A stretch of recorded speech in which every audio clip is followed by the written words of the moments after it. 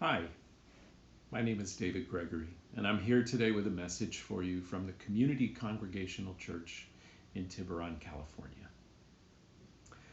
I don't know about you, but I often find myself struggling with noise. I'm a fairly quiet person, I guess. It might be my personality, could be my Quaker lineage, or it might just be a function of age, but I don't enjoy loud dance music, noisy restaurants, or big crowds of screaming people, at least not anymore. Today, though, I want to talk to you about a different kind of noise. It's not the noise that you can measure in literal decibels. This is the noise of culture, societal noise, the din of political punditry, or the constant rattle of differing opinion that flows toward us in swollen rivers of electronic information. If we're not careful, we can get caught in its undertow and struggle to breathe our way out of it. Now, I'm glad that we can easily find the things that we need to know, and I firmly believe in a free press. It's as important to democracy as the rule of law or the separation of powers. But how much information is enough information? Which voices can be trusted? And how can I curate the facts in a way that won't leave me fearful, anxious, or depleted? The answer to these questions, I believe, can be found in the biblical archetype of the shepherd. There's probably not a more beloved analogy of divine love and compassion for the human soul in either the Hebrew or Christian scriptures. The psalmist's words, "The Lord is my shepherd," paints a picture of lush green pastures and quiet pools of water that not only provide everything we need for life, but also the beauty and serenity that draw us to a place deep within the arms of this divine love. The Gospels tell us that a shepherd's love will cause him to leave 99 sheep grazing on a hillside in order to find one that is lost, and to defend that lost sheep with his very life.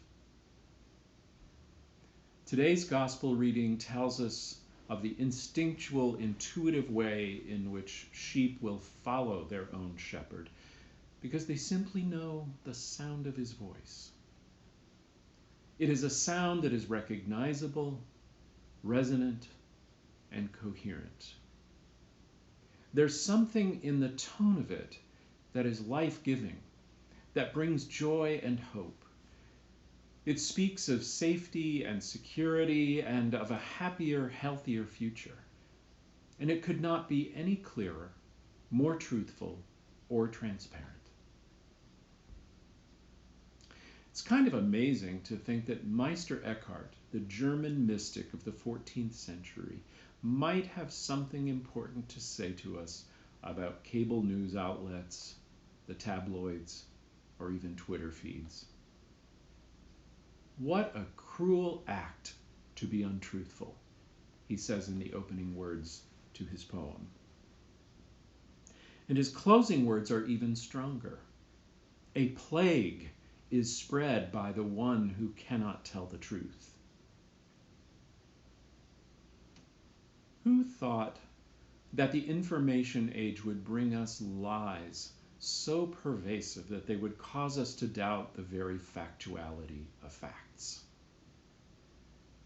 Who imagined the coining of words like truthiness, alternate facts, or fake news, phrases that could be thrown into a room like live grenades, altering our perceptions, calling us to deny things that we can see before our very eyes? There was a poem we used to read as children that began, "Grandpa dropped his glasses once into a pot of dye, and when he put them on again, he saw a purple sky."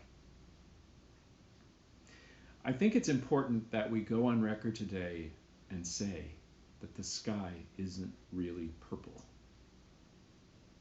Facts are not fake.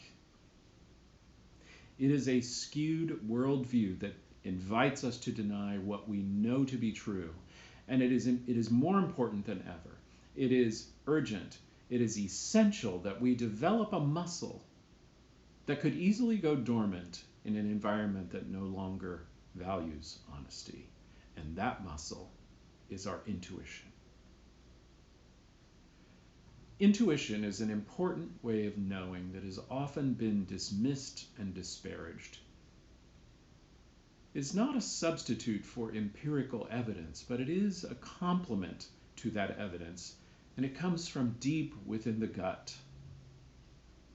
Someone might mess with a piece of paper in front of your eyes, but they have no access to that deep wisdom inside the soul which has evolved over millennia of human experience. In a patriarchal system, intuition has been relegated to what is perceived to be the weaker, the feminine, discounted as emotionally centered and not really grounded in reality. But let's make no mistake about it. Intuition is a human trait that has nothing to do with gender. It is a sign of strength, not weakness, and you ignore it at your own peril. You are far less likely to ignore it if you can quiet yourself long enough to listen. Henry David Thoreau, the 19th century transcendentalist, said it this way: "If a man does not keep pace with his companions, perhaps it is because he hears a different drummer. Let him step to the music which he hears, however measured or far away." There is an artful presence to this distant drummer, and stepping to its beat can sometimes bring us into discord with those around us, who would prefer that we conform to their ideas of reality. But as Eckhart says, earthquakes happen in the heart that hears sounds that are amiss. These are indeed interesting and trying times. We are inundated with a mix of sounds and voices, and it's easy to be overwhelmed in our quest for what is true.